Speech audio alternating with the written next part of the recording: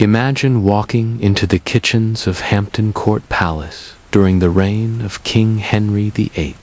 You might expect a grand hall of golden chalices, velvet drapery, and trumpets announcing the king's meal. Instead, what you would find is a place of relentless heat, constant motion, and the dull but essential work of dozens of men and boys who rarely saw the king they served. This was not a kitchen in the modern sense, with sleek counters and electric ovens. Tudor kitchens were vast industrial operations, among the largest in Europe at the time, designed to sustain a court of hundreds of people every day. The king's household could number over 600, not including visiting dignitaries, musicians, and the occasional army of servants who traveled with noble guests. Now, pause for a moment and think about this.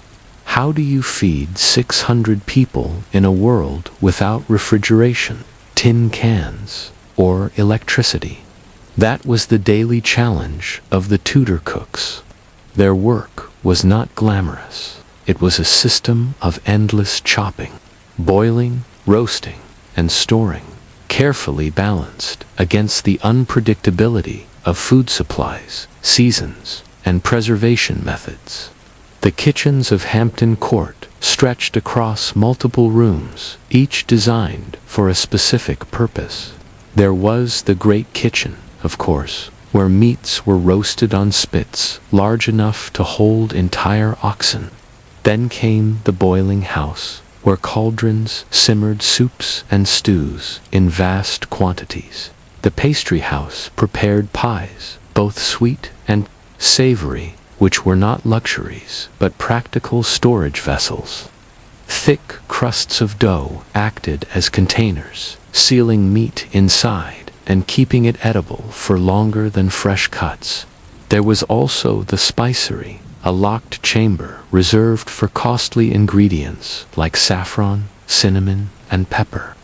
These spices were not simply for taste. They helped preserve food, masked the flavor of meat that was less than fresh, and, perhaps most importantly, displayed the wealth of the king. Spices were as much a political tool as a culinary one. And let us not forget the larders rooms designed for storing meat and fish.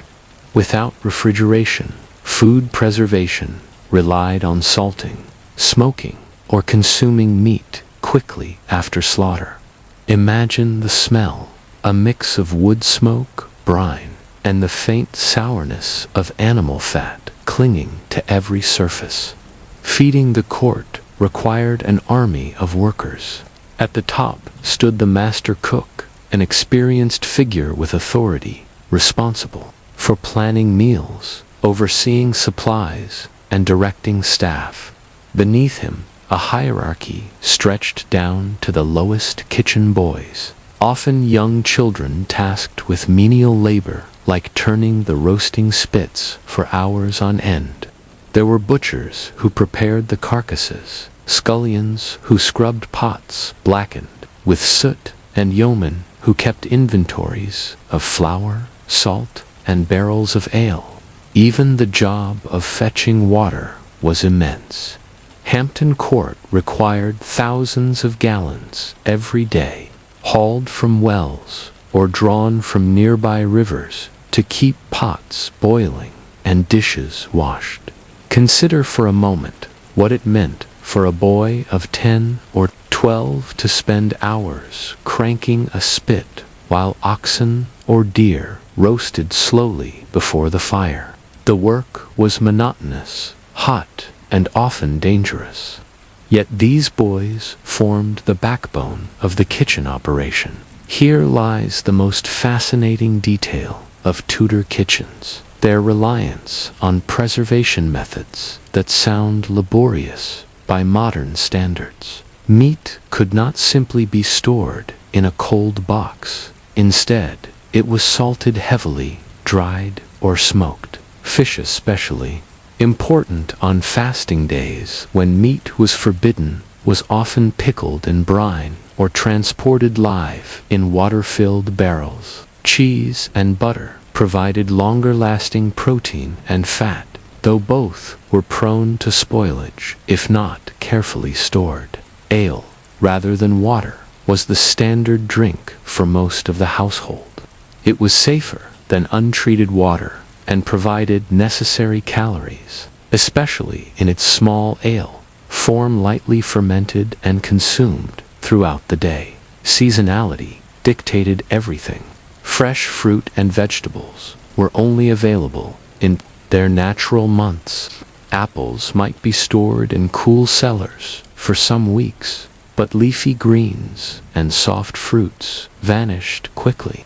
This explains the Tudor reliance on dried peas, beans, and grains as staples.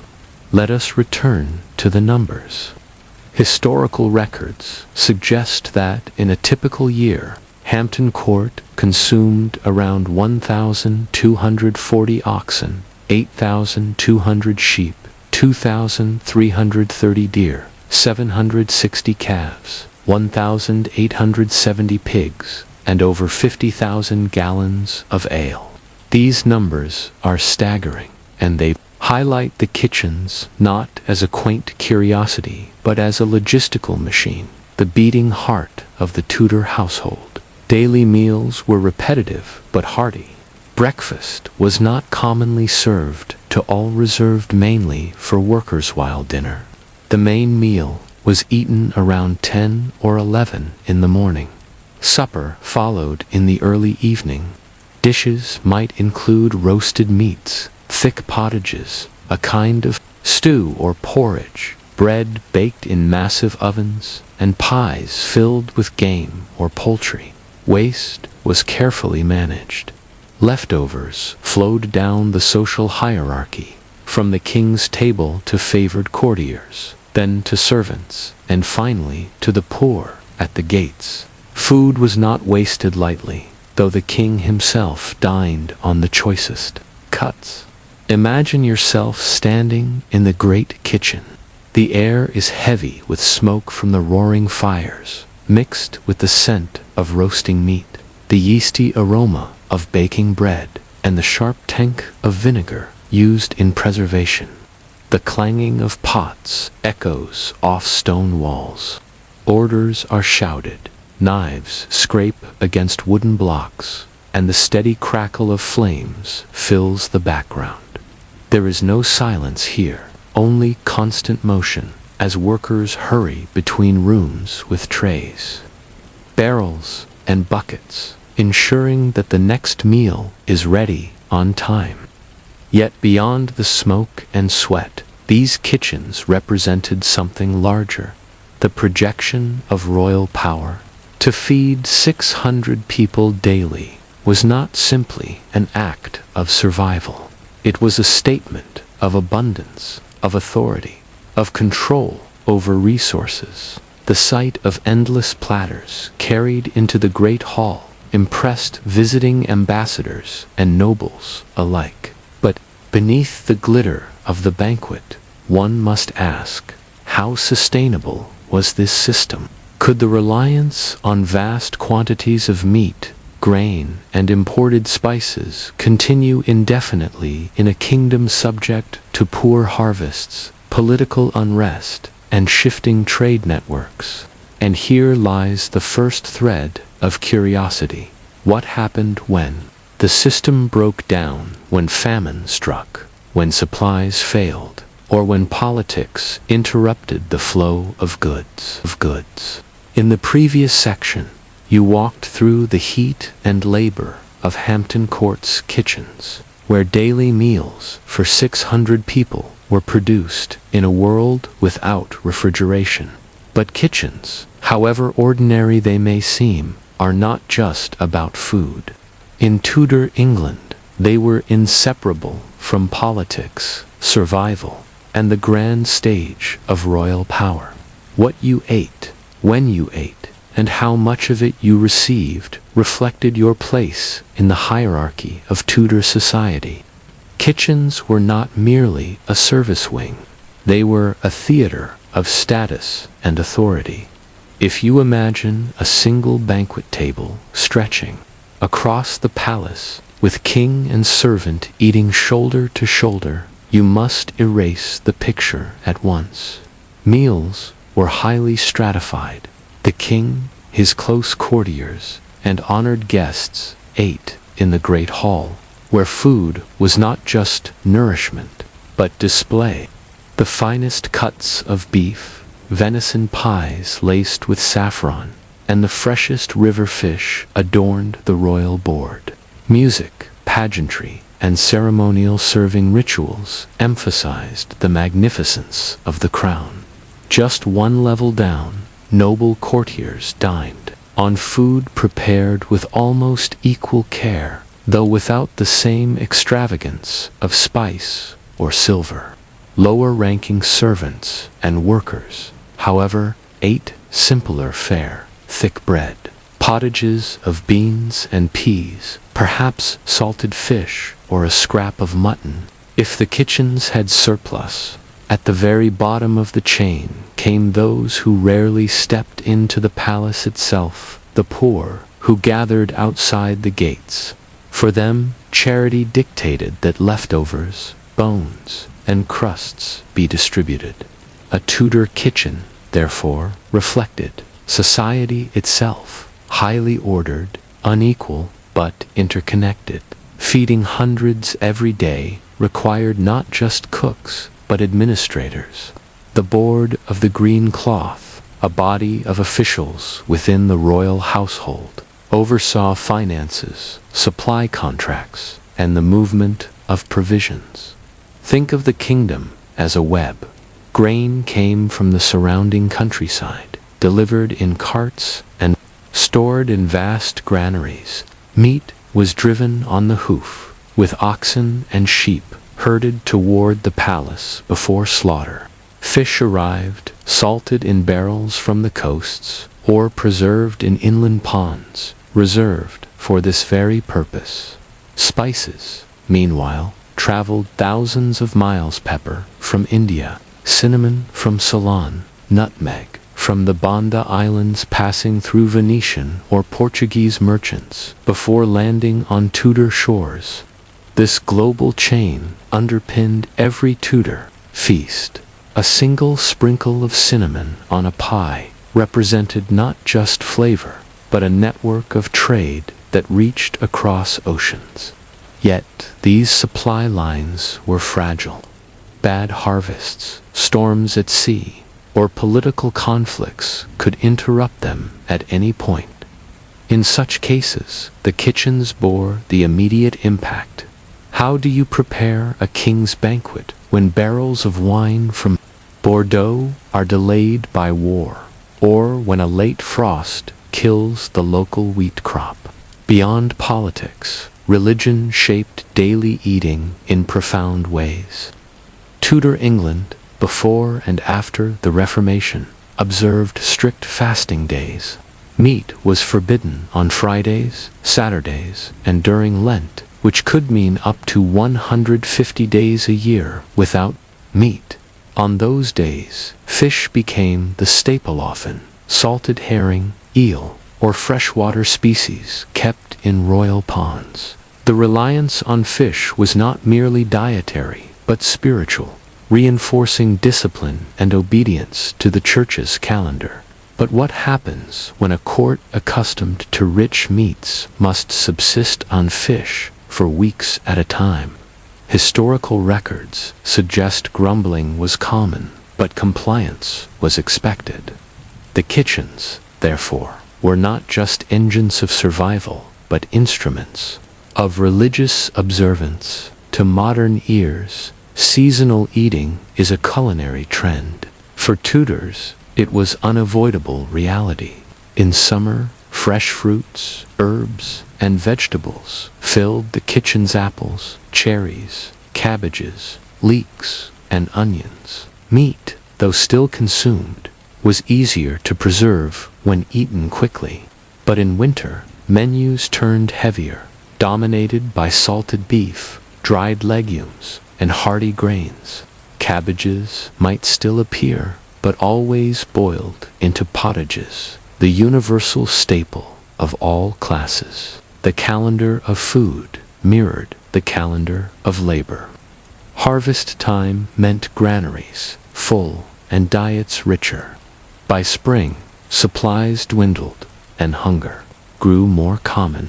Kitchens had to stretch their stores, sometimes watering down ale or making thinner Even in royal palaces, abundance had limits. Behind every dish, there were faces rarely recorded in history.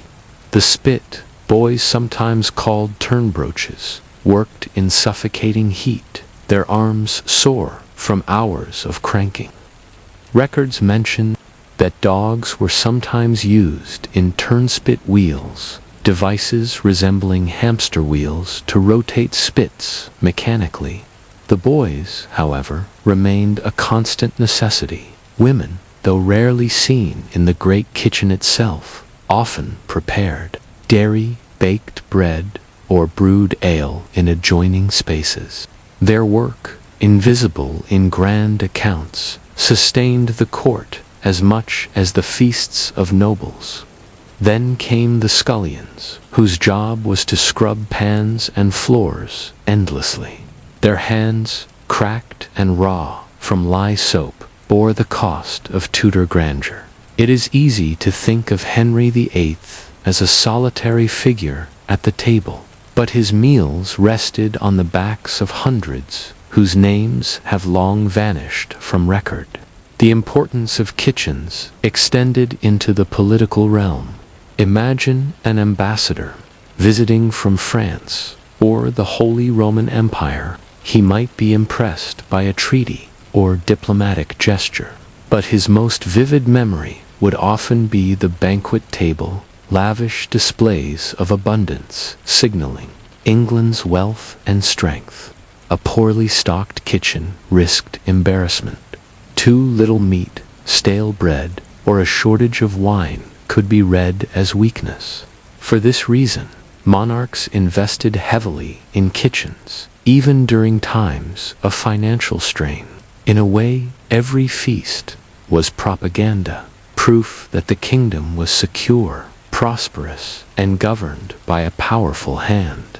But what of those moments when the system strained under pressure? Consider the years of poor harvests in the 1520s. Grain prices rose, bread became scarce, and riots broke out in London. For the royal kitchens, such shortages presented a dilemma. They could not stop serving the king, yet every loaf consumed by courtiers was one less available to the common people. This tension reveals the double role of the kitchen, both a place of service and a symbol of disparity.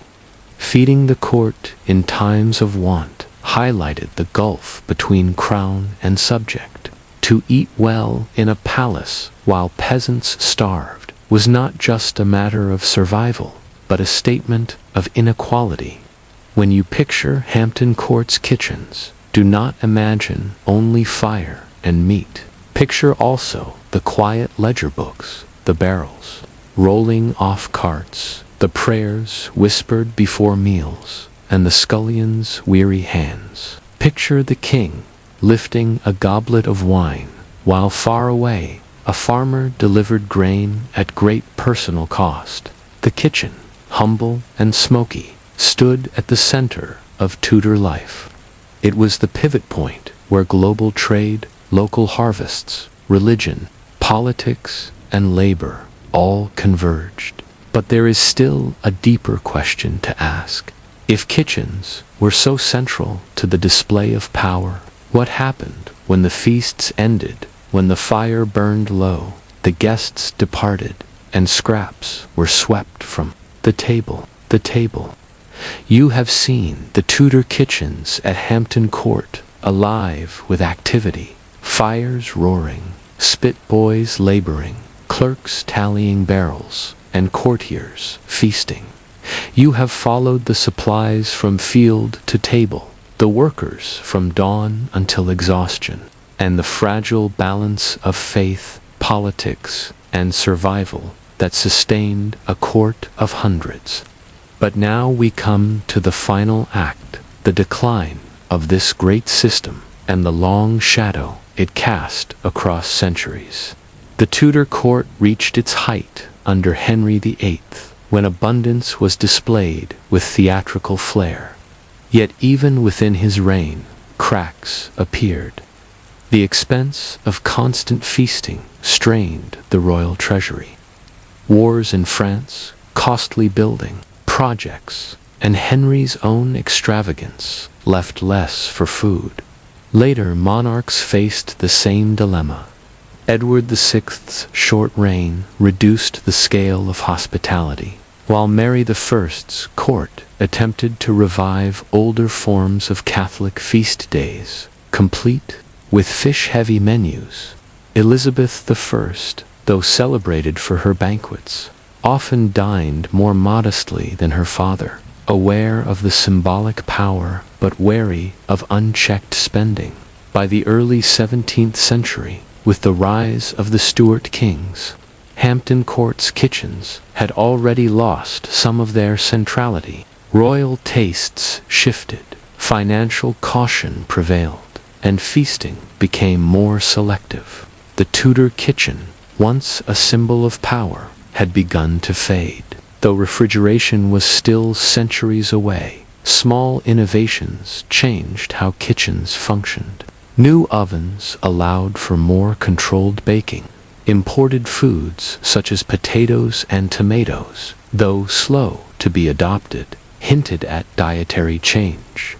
The spread of coffee and tea in the later 17th century transformed social rituals, moving the focus from great feasts to smaller, more frequent gatherings. The idea of hospitality itself began to change. No longer was sheer quantity the primary mark of status. Instead, refinement and novelty, the artistry of sugar sculptures, the delicacy of imported fruits began to matter more. Tudor kitchens, with their massive spits and endless cauldrons, belonged to a world where abundance was proof of power. Later centuries demanded something subtler. Today, when you visit Hampton Court, the kitchens are among the most vivid spaces to explore. The great hall dazzles with its hammer-beam ceiling. The gardens bloom with royal planning, but the kitchens feel strangely human. You can still see the soot-stained fireplaces, the stone tables where meat was chopped, the bread ovens built to feed hundreds at a time. The sheer size of the rooms tells the story. Here was not the food of a family, but the machinery of an institution. Historians have used these spaces to reconstruct Tudor diets, daily routines, and labor systems. For modern visitors, the kitchens are a reminder that beneath the glittering world of royal portraits and political intrigue lay the daily grind of work and survival. One of the striking lessons from Tudor kitchens is how carefully food was preserved and consumed. Without refrigeration, waste was a luxury no one could afford. Leftovers were redistributed through layers of the household until little remained. Bones went to the poor, fat was rendered for candles or cooking, and bread crusts found new life in stews. Contrast this with the modern world, where waste is so commonplace. In some ways, the Tudors were forced into sustainability, not by choice, but by necessity. Their strategies, salting, pickling, drying, recycling, scrap secco. In modern conversations about reducing waste, the question lingers: were they better stewards of food than we are today? A Tudor banquet was never just about food. It was theater, politics, and propaganda. To eat at the king's table was to participate in the display of monarchy itself. The abundance of meat, the glitter of spices, the endless barrels of Irish dish carried meaning beyond taste. We may not dine in great halls anymore, but the connection between food and power persists. Think of state dinners today, where menus are carefully chosen to symbolize diplomacy. Or consider how global trade still dictates what appears on our tables, much as it did in Tudor times. The kitchens of Hampton Court remind us that food is never only food.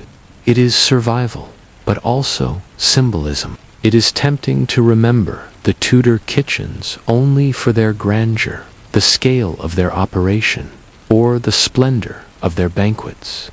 Yet behind the fires and feasts stood people whose lives were shaped by endless labor.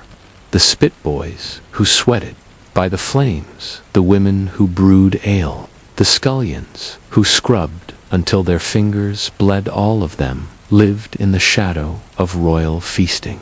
Their names are mostly lost, but their work sustained the grandeur of a court that history remembers. To tell the story of Tudor kitchens is to honor those forgotten workers, without whom no king could have dined in glory. As you picture the great kitchen now, empty and silent, with only its stone walls bearing witness, imagine the sound of crackling fire, the smell of roasting meat, and the clatter of knives on wood. Imagine the endless line of servants, the barrels rolling in, the clerks scribbling in ledgers. Imagine the king raising his goblet, the ambassadors watching, the musicians playing. All of it, politics, labor, faith, and survival, passed through this smoky room. And so the question remains, what can the kitchens of the past teach us about the way we eat, the way we waste, and the way we use food to show power today? When we think of Victorian London, the images that often come to mind are foggy streets, horse-drawn carriages, and the dark outlines of chimneys against the skyline. But beneath the grandeur of progress, the railways, the factories, the glittering exhibitions lay a quieter, more repetitive reality, the endless work of laundry. In a city of more than 2 million people by the mid-19th century, every household produced dirty linens, shirts, stockings, and dresses. Before the arrival of washing machines or reliable plumbing, laundry was not a simple task. It was backbreaking, time-consuming, and, for many, a weekly torment that dictated the rhythm of life. The Victorians lived in a world of soot, coal, smoke, and crowded streets. Clothes and linens became dirty quickly. White shirts, so symbolic of respectability, had to be scrubbed until they gleamed, and sheets carried the grime of bodies and the soot of open fires. The story of laundry in Victorian London is not glamorous, but it is revealing. It tells us how ordinary lives were shaped by labor, hygiene, and the struggle to maintain dignity in a dirty city. For working-class households, wash day was the most exhausting day of the week. It often began before dawn on a Monday and ended long after dark. Women carried water from pumps or public wells, heated it in iron cauldrons over coal fires, and scrubbed clothing by hand on washboards. Imagine the steps. First, hauling water bucket after heavy bucket, then chopping and tending the fire to heat enough water for tubs and coppers. Next came the sorting of clothes, whites separated from darks, heavily soiled garments soaked overnight. Then the scrubbing, beating, and wringing, each step consuming energy from already weary hands. By the end of the day, there was still rinsing, starching, drying, and ironing to be done. In cramped London housing, clotheslines might stretch across courtyards or dangle from windows, But damp laundry often lingered indoors, filling rooms with moisture and the smell of soap. To keep up with appearances, women labored over shirts and linens until their arms ached, because a clean collar or well-pressed sheet signaled respectability. In a society obsessed with class and cleanliness, laundry was more than was a social necessity. The tools of the trade were simple but vital. Soap was one of the most essential commodities of Victorian life. Early in the century, it was still taxed heavily, making it a luxury for the poorest families. After the repeal of the soap tax in 1853, however, production expanded and prices fell, bringing soap into nearly every household. The most common soaps were made from animal fat and lye, with harsh alkaline properties that reddened hands and wore down fabric over time. Yet, without them, clothing would never come clean in a city coated with soot. Starch added stiffness to collars and cuffs, making them appear fresh and neat. A sharply starched shirt was a badge of discipline and order, particularly for clerks, shopkeepers, and professionals. Steam irons, heated over stoves, pressed fabric into crisp lines, but they also scorched fingers and ruined cloth if mishandled. Laundry may sound dull, but in its soaps, starch, and steam we find the material culture of an entire society's values, its hierarchies, and its daily burdens. As London grew, the problem of laundry expanded beyond individual households. In cramped slums, where water supply was limited and rooms overcrowded, washing clothes at home was nearly impossible. Dirty laundry piled up, spreading smells and disease. By the mid-19th century, reformers argued for the establishment of public washhouses where families could access water, boilers, and drying rooms. The first large-scale model was the Goulston Square Public Baths and Washhouses, opened in 1845. Here, women could pay a small fee to use facilities far superior to what they had at home. These washhouses were part of a broader public health movement. Reformers believed that cleanliness was essential, not only for personal dignity, but for the health of the entire city. In an age of cholera outbreaks and fears about miasma, bad air, dirty laundry was seen as a threat to public order. Walking into a Victorian washhouse, you would find long rows of boilers, steam rising in clouds, women bending over tubs, and children waiting with bundles of clothes. The noise was constant water splashing, fire roaring, brushes scrubbing. For many, it was a relief compared to the impossible labor of washing at home. Yet even here, the work was still laborious, repetitive, and heavy. Not everyone did their own laundry. For middle and upper-class households, laundresses and washerwomen offered their services. These women, often widows, single mothers, or those struggling to survive, earned a living through endless washing, ironing, and mending. The life of a laundress was hard. Pay was low, the hours long, and the work physically punishing. Soaking wet fabric weighed heavily, and irons heated over coal fires made the air unbearably hot. Washerwomen were often caricatured in popular culture as gossipy, rough-voiced women. But this stereotype masked the reality. They carried a vital burden for a city dependent on clean linen to maintain appearances. Laundry work was also deeply precarious. Illness, old age, or injury could end a laundress's livelihood overnight. Yet for many women with few options, washing and ironing were the only ways to earn cash.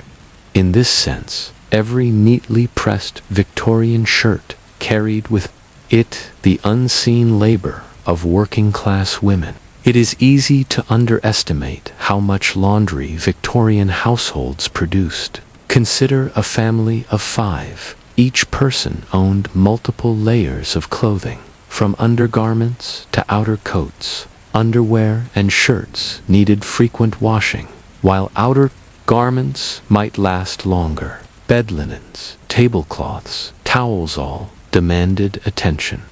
In wealthy households, with dozens of servants, the pile multiplied exponentially. Each maid's uniform, each footman's livery, each guest's linenol were cycled through the laundry. Laundry rooms in large houses were often staffed by entire teams of women working constantly to keep up. Even hospitals, prisons, and schools generated mountains of laundry. Clean sheets and uniforms were essential in institutions, yet washing them required immense labor. The story of Victorian laundry, therefore, is not confined to households, but extends to every corner of the city. Laundry in Victorian London was not just a chore, but a mirror of social values. Cleanliness equated with morality. A family that appeared in public with stained or unwashed clothes risked social judgment. Respectability hinged not only on what you wore, but on how spotless it looked. For the poor, this expectation was almost cruel. Without access to clean water or soap, many families struggled to keep up appearances. Reformers might praise cleanliness, but they rarely acknowledged how difficult it was to achieve in overcrowded tenements. Still, the pressure to present a clean front never disappeared. Laundry, therefore, was a form of social discipline, an invisible force binding women to endless cycles of labor. Picture London in the 1850s, chimneys puffing coal smoke, horse dung scattered on cobblestones, rain turning streets to mud. Now imagine the countless women in attics and basements, leaning over steaming tubs, their hands raw from lye, their backs aching from lifting heavy linens. Imagine the laundress carrying a bundle twice her size through narrow alleys to deliver pressed shirts to a clerk who could never have done the work himself. Laundry may not appear in history's grand narratives of wars and parliaments, but it shaped the texture of everyday life. Without it, the city would have reeked of filth. With it, appearances were maintained, dignity preserved, and respectability displayed. But this raises a deeper question. If laundry was so essential to Victorian life, why did reformers and inventors take so long to mechanize it?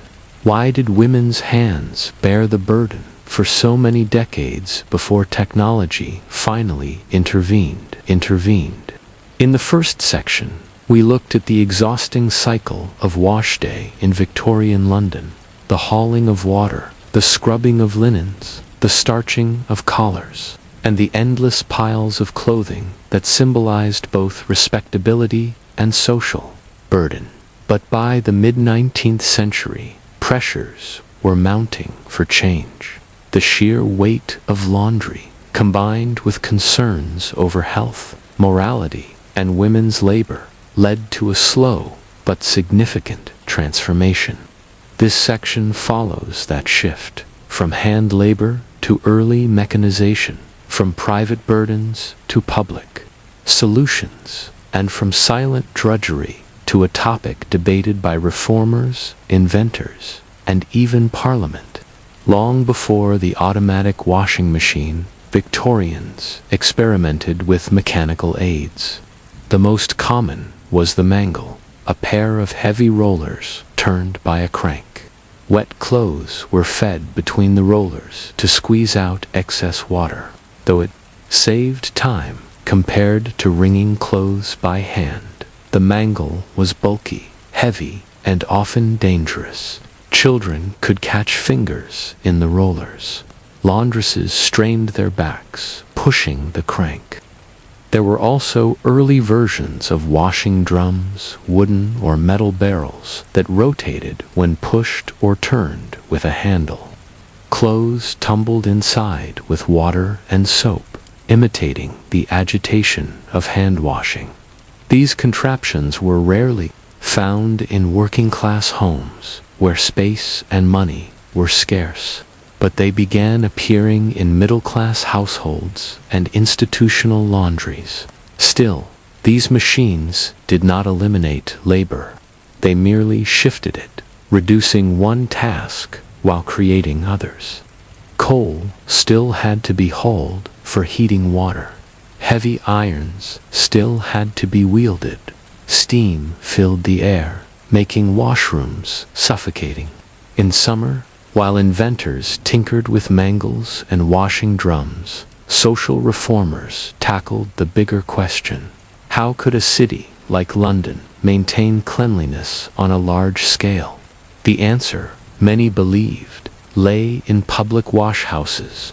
These were institutions built with rows of boilers, drying racks, and ironing rooms, where working-class families could launder clothes for a small fee.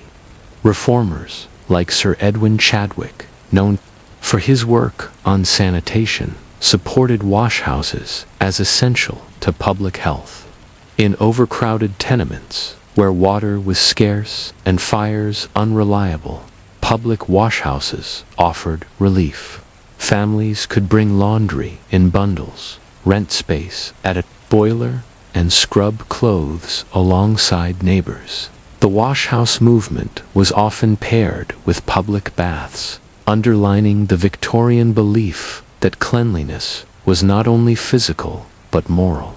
To enter one of these washhouses was to step into a world of steam and order.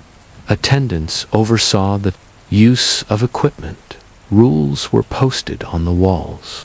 Soap, starch, and irons were sometimes provided at extra cost.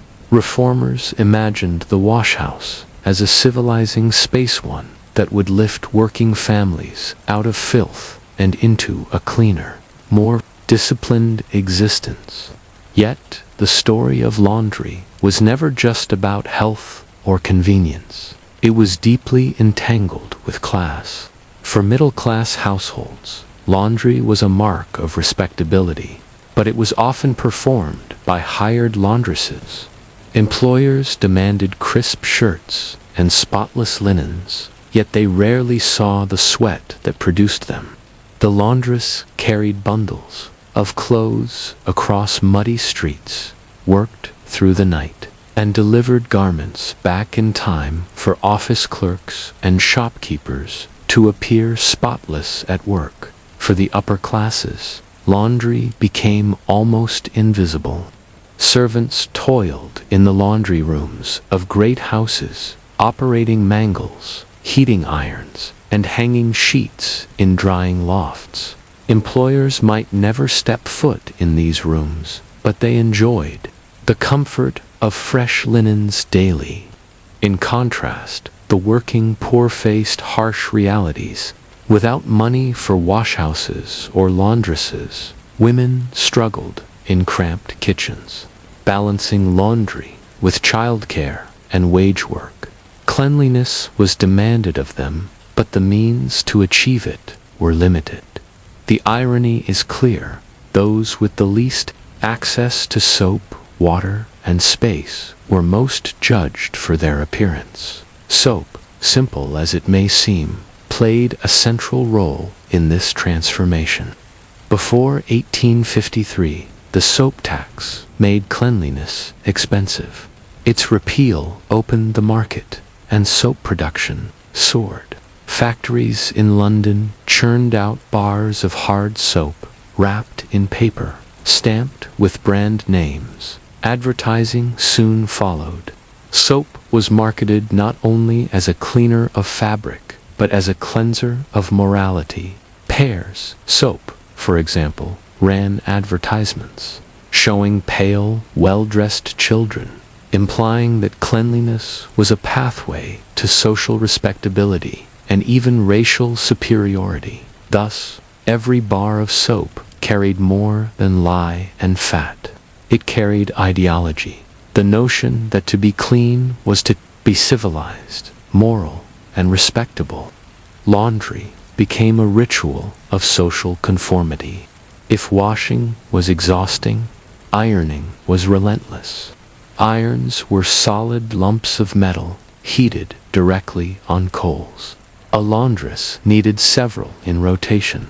While one cooled on fabric, another heated on the fire. Each iron weighed several pounds, requiring strength and precision. Too hot, scorched, too cool, and the wrinkles remained. Ironing was considered one of the most skilled aspects of laundry. Starched collars and cuffs had to be pressed to perfection, especially for middle-class customers whose appearance at work depended on sharp lines. In wealthier homes, an entire substaff of ironers was employed, specializing in this task. The irony, pun intended, was that much of this perfection was short-lived. In a city filled with coal, smoke, and mud, clean linen rarely stayed crisp for long. Yet the ritual of ironing persisted because it symbolized discipline and refinement.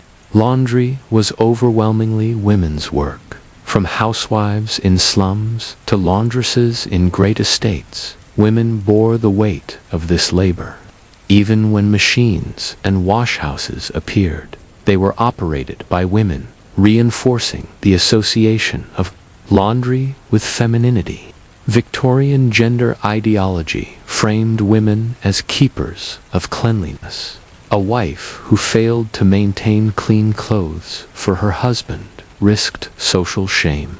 Mothers were judged by the state of their children's garments. Laundry, therefore, was not just a chore, it was a test of moral worth.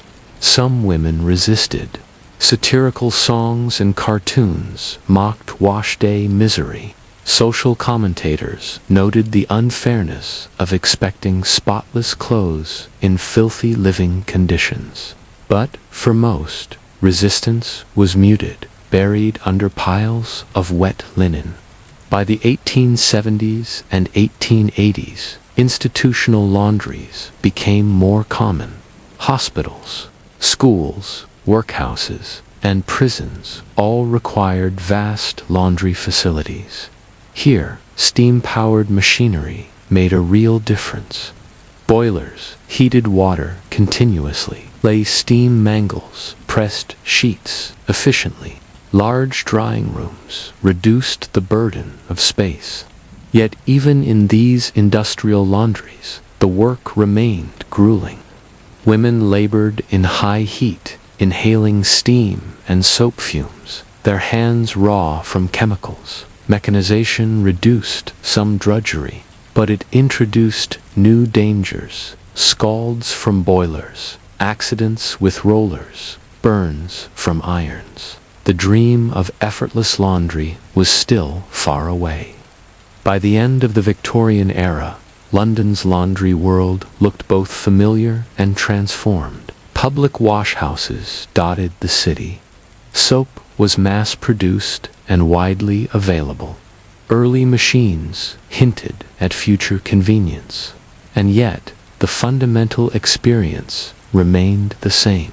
Women bent over tubs, lifting, scrubbing, and pressing. Progress, it seems, had been partial. The city was cleaner, yes.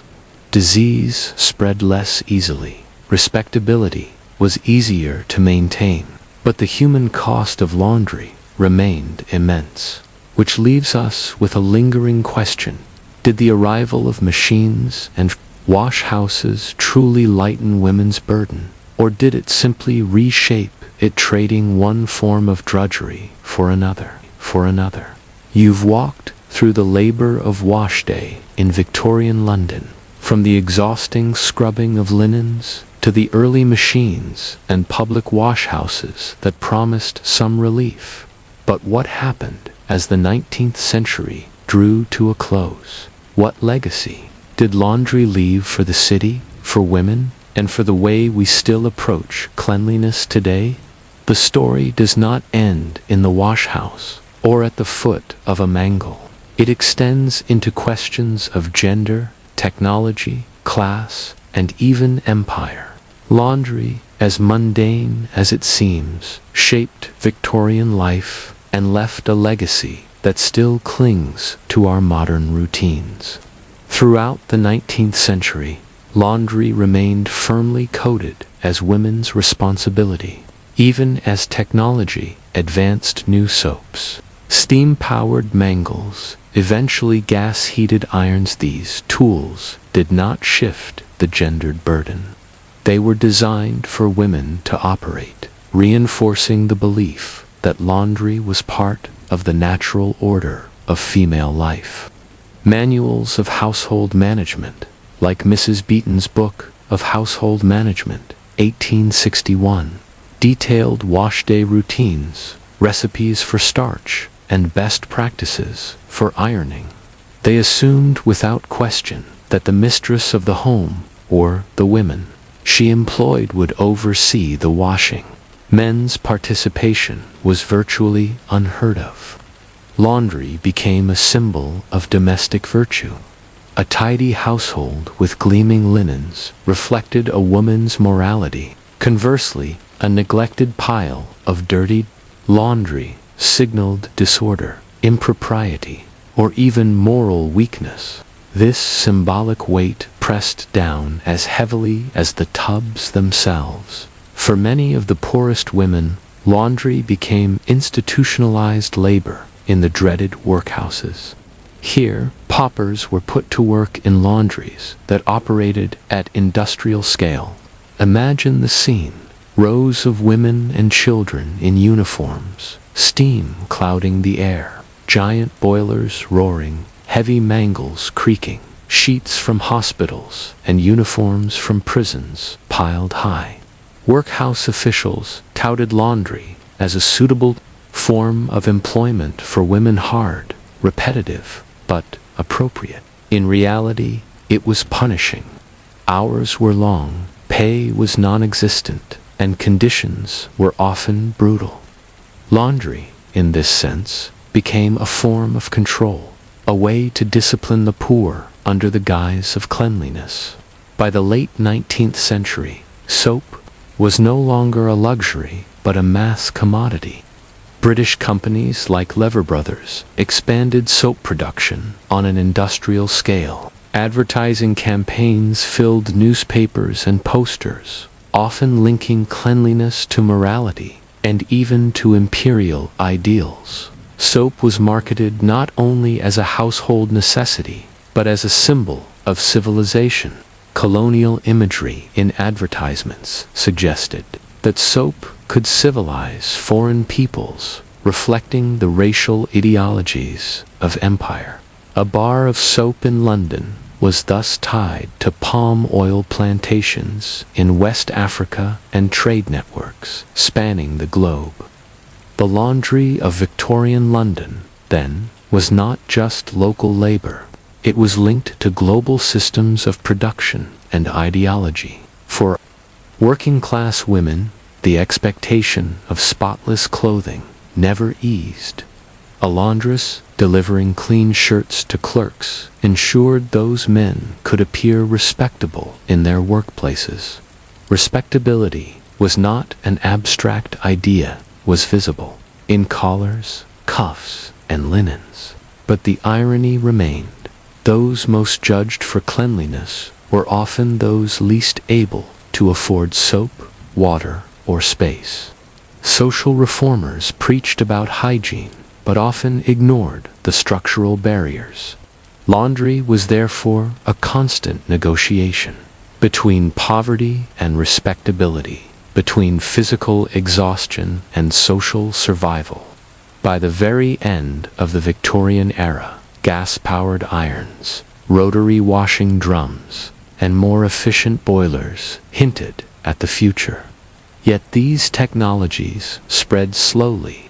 Many households continued with hand tubs and washboards well into the 20th century. The dream of effortless washing the machine that would replace human hands entirely remained elusive. It was not until the mid-20th century that electric washing machines became widespread. For the Victorians, laundry remained heavy, wet, and endless. What remains of this world today? In museums and historic houses, you can still see Victorian laundry rooms, massive mangles, rows of irons, soap blocks, worn smooth with use. Their presence reminds us that behind every crisp Victorian shirt in a portrait lay hours of invisible labor. Even the words linger. Laundry list still suggests a tedious enumeration. Don't air your dirty laundry connects washing with social reputation. These phrases are echoes of a time when laundry was central to how society judged order, morality, and class. Modern machines have lifted much of the physical burden, yet the echoes of Victorian laundry remain in the unequal distribution of domestic work. Studies still show that women, more often than men, shoulder responsibility for household laundry. The association of washing with femininity has proved remarkably persistent. In this sense, the story of Victorian laundry is not just a relic of the past. It is a foundation for patterns that continue today. Picture, once more, the City of London around 1890. Horse-drawn carts rattle over cobblestones. Chimneys belch smoke, and in basements, laundresses bend over steaming tubs. Public washhouses hum with activity. Children carry bundles of linen down narrow streets. Above them, clerks in clean collars walk to work. Ladies in pressed gowns step into carriages. And reformers speak of the virtues of cleanliness. Few pause to think about the raw hands that scrubbed those shirts, or the weary backs that lifted those irons. Laundry was invisible, yet it underpinned the entire social fabric. It was both necessity and symbol, both drudgery and dignity. And so we end with a question. What does it say about a society that its grandest ideals of morality and respectability rested, quite literally, on the endless, exhausting labor of laundry?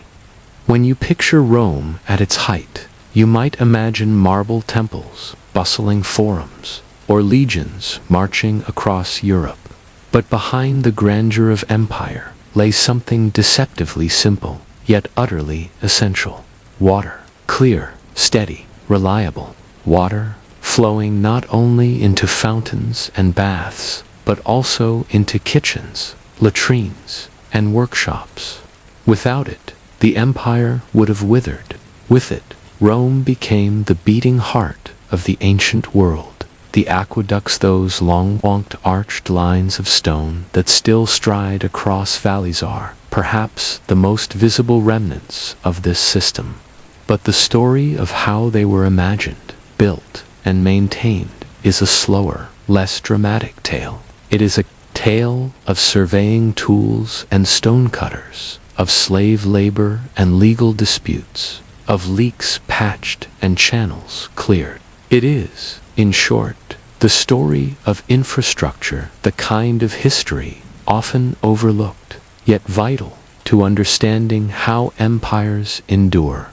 Rome did not begin as a city of fountains. The earliest Romans drew water from the Tiber River, wells, and springs. But rivers could be polluted, wells unreliable, and springs too distant. As the city grew in population, perhaps 200,000 by the 3rd century BCE, water demand outpaced local supply. The solution was to bring water in from outside sources. The Romans practical and persistent, began with their first aqueduct, the Aqua Appia, constructed in 312 BCE during the censorship of Appius Claudius Secus. Unlike the dramatic arches you might imagine, this first aqueduct ran mostly underground, a humble channel cut through earth and stone, stretching about 16 kilometers. Its purpose was not spectacle, it was survival. At its core, an aqueduct was simple, a channel that carried water downhill, following a precise gradient from a spring or river source into the city. But simplicity hides difficulty to maintain. A gentle slope over many kilometers required careful surveying, endless digging, and skilled masonry. Too steep, and the water would rush, eroding the channel. Too shallow, and it would stagnate. The Romans used tools like the corabezza, kind of giant wooden level land, the gramma for angles. With these, they traced paths across hills, valleys, and plains. Where ground was uneven, they dug tunnels, sometimes for kilometers. Where valleys opened, they built bridges of arches, the most famous hallmark of Roman aqueducts. At the source, water was collected in a stasis. Along the way, sedimentation tanks allowed impurities to settle. At the city's edge, water flowed into distribution tanks castella, from which pipes of lead, terracotta, or stone carried it to baths, fountains, and households. It was not one aqueduct, but many. By the 1st century CE, Rome boasted 11 major aqueducts, bringing in an estimated 200 million gallons of water each day. When you look at the elegant arches of the Pont du Gard in France or the towering Aqua Claudia in Rome, it is easy to imagine them as the work of genius alone. But behind them lay labor relentless, dangerous, and largely invisible. Slaves and soldiers cut stone from quarries. Teams of laborers hauled blocks, mixed lime mortar, and built scaffolding. Others dug tunnels through hard rock, sometimes deep underground, by fire setting or chiseling in darkness. Death and injury were common. Engineers, often freedmen or lower-ranking officials, oversaw construction. They were not celebrated generals or senators, but their precision determined whether water flowed or failed. The grandeur of aqueducts, then, was built on sweat and risk as much as on mathematics. Water in Rome was not distributed equally. Public fountains dotted neighborhoods, offering free access. Caracalla were supplied with abundant water for pools, hot rooms, and exercise yards. Latrines, too, relied on continuous flow, but private houses told another story. Wealthy families could apply for direct connections, running water piped into villas, gardens, and even ornamental fountains. These were luxury features, signs of prestige. To receive such a connection required imperial permission and often a hefty fee. Thus, aqueducts were both a public good and a mark of privilege. Water was shared, yet stratified, flowing in different ways depending on who you were. The aqueducts were not flawless. Channels cracked, arches shifted, and pipes burst. Constant maintenance was required. Teams of workers, known as a quarry, patrolled, patched, and cleaned. More troubling was theft. Farmers might tap into a channel to irrigate fields. Citizens might illegally install pipes for private supply. Inscriptions record fines for such theft, but enforcement was uneven. The very abundance of water made it tempting to steal. In a sense, water mirrored Roman society. Itself Immense, impressive, but vulnerable to corruption and inequality. The aqueducts did more than quench thirst. They changed how Romans lived. Regular bathing became a cultural expectation linked to health, sociability, and even politics. Public fountains provided gathering places. Gardens flourished in dry Mediterranean summers. Craftsmen relied on water for tanning hides, dyeing cloth, and milling grain. Even the sewers depended on steady water flow to carry waste away. In short, aqueducts did not just serve the city, they shaped it. Not have supported its dense population, nor projected its power across such a wide empire. Aqueducts were not confined to the capital. From Spain to Syria, Roman engineers built them wherever urban centers required water. Each was adapted to local terrain and needs. In Enciams, the Pont du Gard leaped across a valley in 3 tiers of arches. In Segovia, an aqueduct still stands, its granite blocks fitted without mortar, a silent witness to centuries. In Caesarea, Herod's aqueduct carried water to a city glittering with theaters and palaces. Each project required negotiation with local elites, labor from local populations, and adaptation to local stone and climate. In this way, aqueducts became a unifying feature of empire, visible reminder of Roman order and capability. As you imagine the steady trickle of water into Rome-filling cisterns, splashing in fountains, running into marble basins, consider the quiet miracle of infrastructure. This was not conquest or spectacle, but the unglamorous work of maintenance, calculation, and coordination. And yet, what happens when the flow stops? Rome's dependence on aqueducts was also a vulnerability, as later centuries would reveal. When maintenance failed, when invasions threatened, or when pipes ran dry, the city itself faltered. When the streams from the aqueducts reached Rome, they did not simply pour into a single reservoir. They entered a city that was already a living organism, with demands and hierarchies that determined where water went and how it was used. This section explores the Roman relationship with water once it arrived, the social rituals it enabled. Divisorium, a distribution tank, where water was slowed and divided. These were the heart of the city's water system, hidden behind their stone walls, but essential.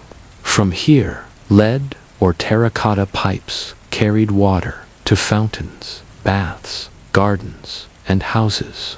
Inscriptions and surviving pipe fragments show stamped names indicating ownership: the emperor, elite families, public institutions. The city operated on a logic of privilege. Public fountains received steady flow, but their pressure was often lower than that of elite households. Water, like land and wealth, reflected status. For most Romans, the fountain was the face of the aqueduct. Basins stood at street corners or courtyards, where citizens filled jars, amphorae, and buckets. These fountains were not decorative like Renaissance ones, though some were. Crowds gathered around them in the morning, when water demand was highest. Children fetched supplies, slaves carried heavy containers back to their households, and gossip flowed as freely as the water. For the urban poor, the fountain was life itself. Without it, washing, cooking, and drinking would be impossible. If fountains sustained daily necessity, baths symbolized Roman leisure and culture. The aqueducts fed grand complexes like the baths of Caracalla, the Apodidium changing room, the Tepidarium warm room, the Caldarium hot bath. and the frigidarium cold plunge. Steam hissed, marble glistened, and conversations filled the air. Heated water required not only supply, but fuel, while aqueducts ensured baths were always replenished. This steady flow made possible one of Rome's most distinctive social institutions. But not all baths were equal. Some were modest, neighborhood scale, while others sprawled over acres. Entrance fees were low, often a single quadrans, the smallest coin, but the largest baths carried an air of imperial generosity. "Look," the emperor seemed to say, "at the luxury I provide you." Water's usefulness was not only in supply, but in removal. The Cloaca Maxima, Rome's great sewer, relied on aqueduct water to flush refuse away. Waste from latrines, runoff from streets, and excess from fountains, all poured into the system. The sewers were not glamorous. They smelled, they required constant clearing, and their tunnels bred rats and disease. Yet they allowed Rome to survive its own density. Without aqueduct-fed flow, filth would have overwhelmed the city. Here again, maintenance was as critical as construction. Blockages, collapses, and foul surges demanded attention. Sewers illustrate a theme repeated across Roman infrastructure. The daily labor of upkeep was invisible but indispensable.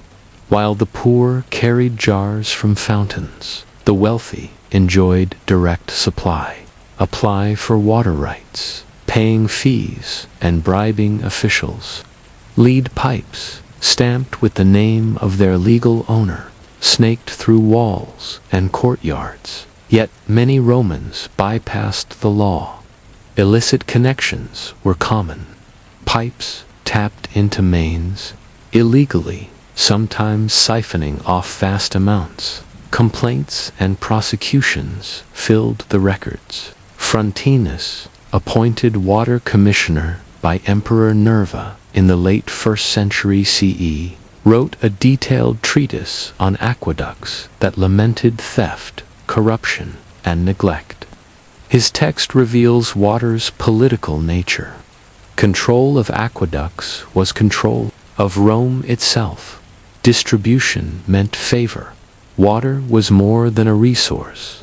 It was a tool of governance. The sheer scale of aqueducts broadcast Roman might. Each new channel announced, "We have conquered," not just armies, but nature itself.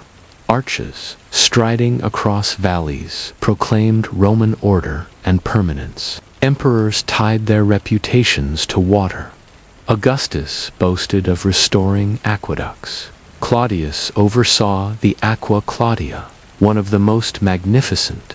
Trajan and Hadrian expanded supply for growing baths and suburbs.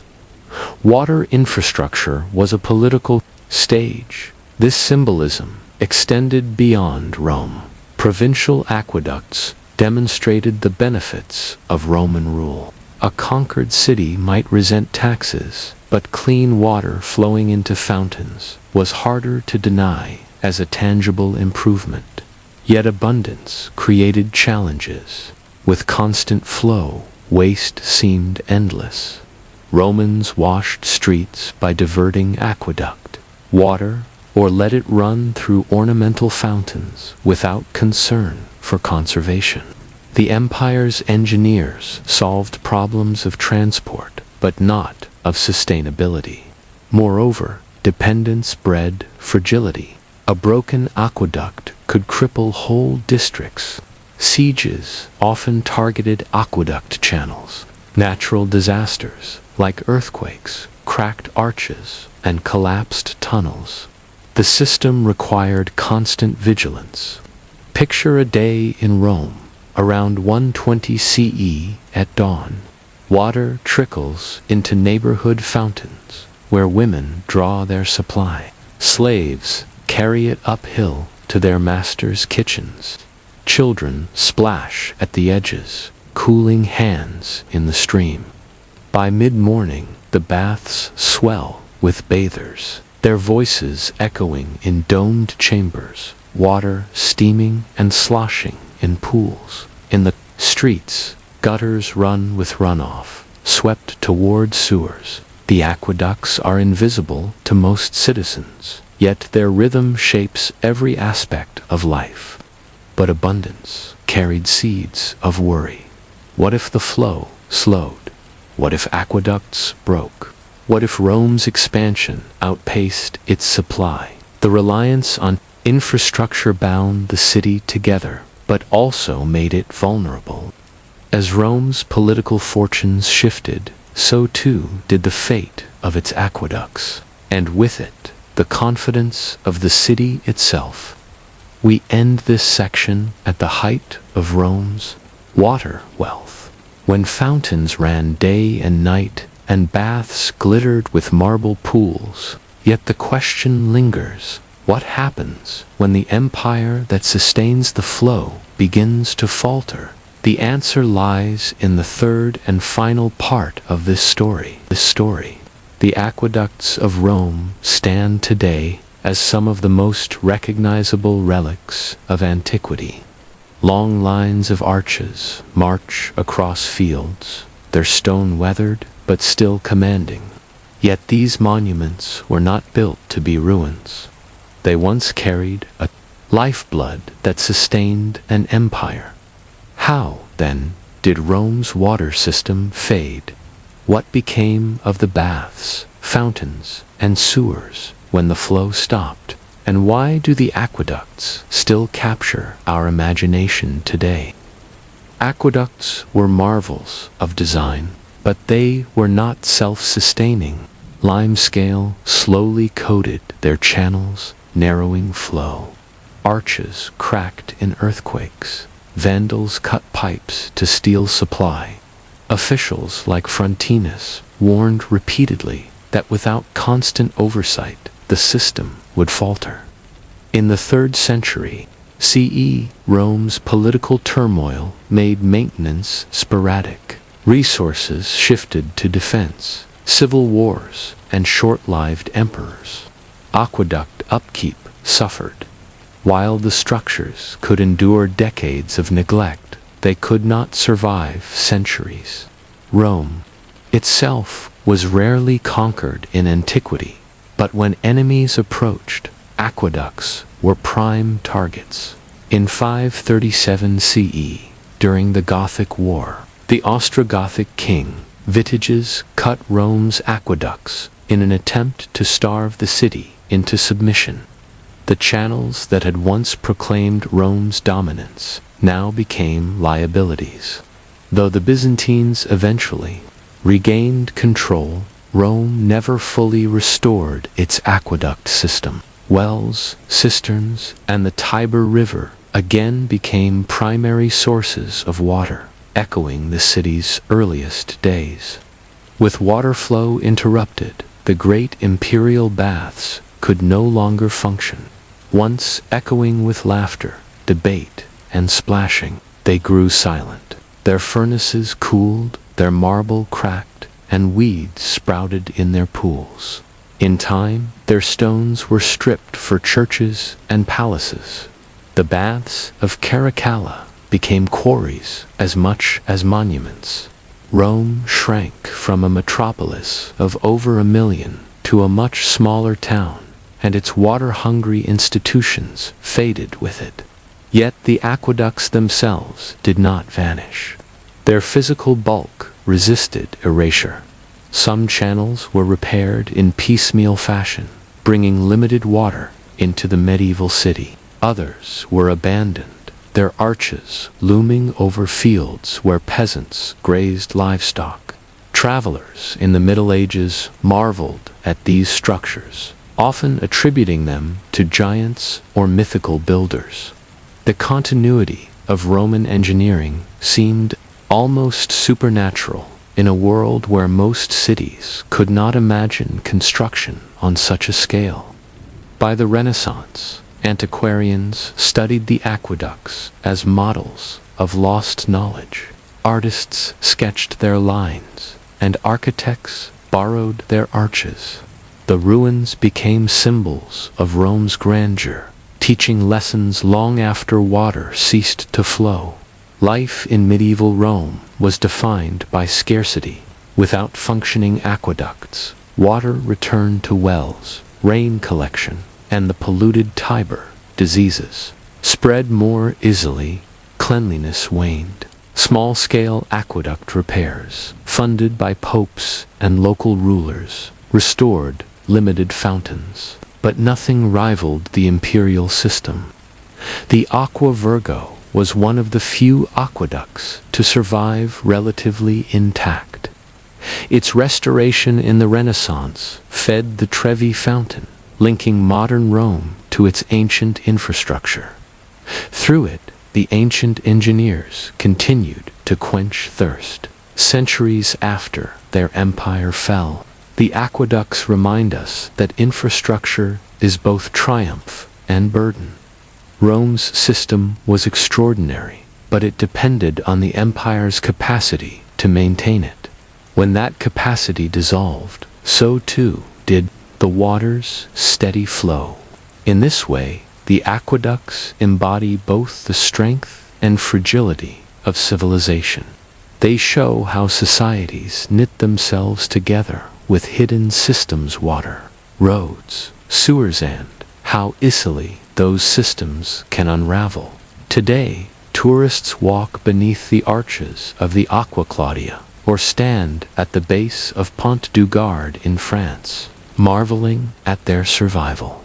Engineers still study their gradients, admiring how Roman builders maintained steady slopes over vast distances. But perhaps more striking is their quietness. Where once water rushed, now only wind moves. The arches no longer carry a city's lifeblood, but they carry meaning of endurance, of human ingenuity, of the inevitability of change. Consider the paradox. The Romans built their aqueducts to be practical, not symbolic.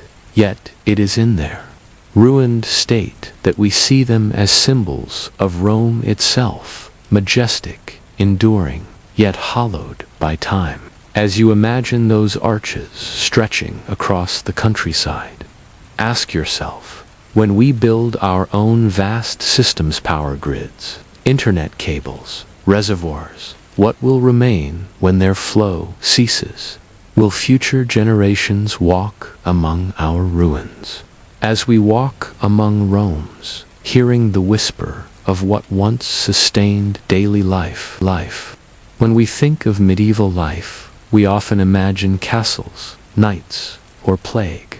But if you want to understand what truly sustained a village, you must turn not to the sword, but to the oven. For bread was more than food. It was the backbone of diet, the centerpiece of the table, and the heartbeat of community life. And at the center of bread stood the communal oven, an often overlooked building where flour, fire, and labor converged into the daily ritual of sustenance. For most medieval Europeans, bread was the main form of calories. Meat was rare, vegetables seasonal, and dairy unreliable. Bread, however, was steady. A peasant in 13th century France might eat a kilo of bread each day. In England, records show bread accounting for 60 to 70% of daily intake for laborers. But bread was not uniform. Its quality reflected social rank. Nobles ate fine white loaves made from sifted wheat flour, soft and delicate.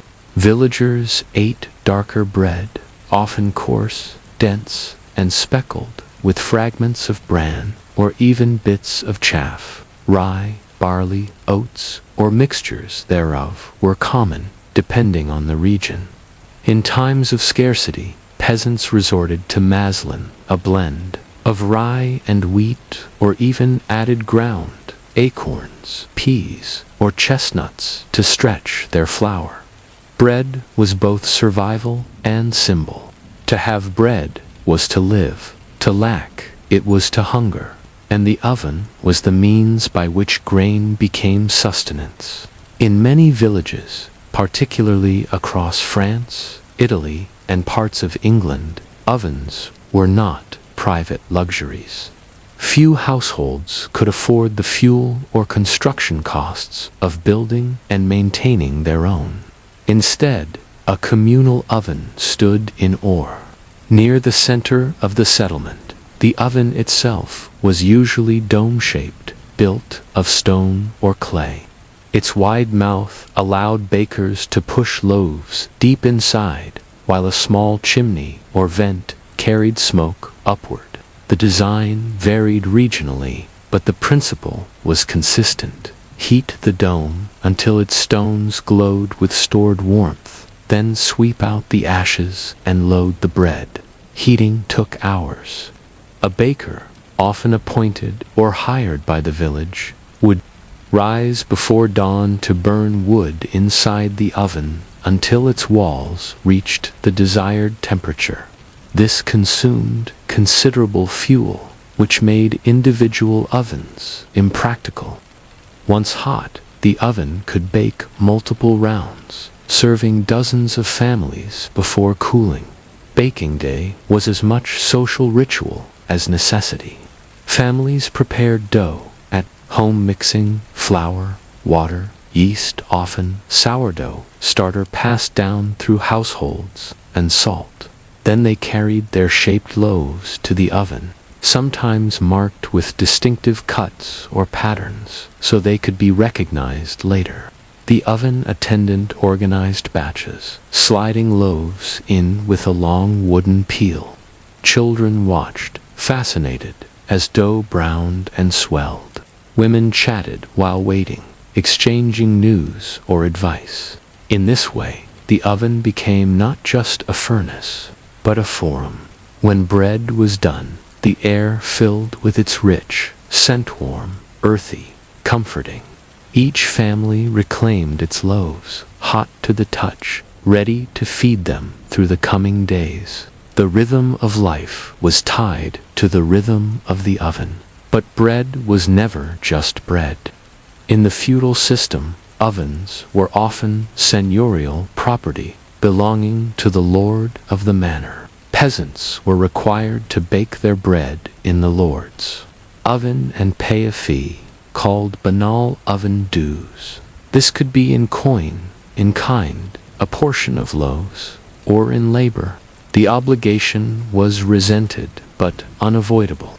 Building a private oven could invite fines or punishment.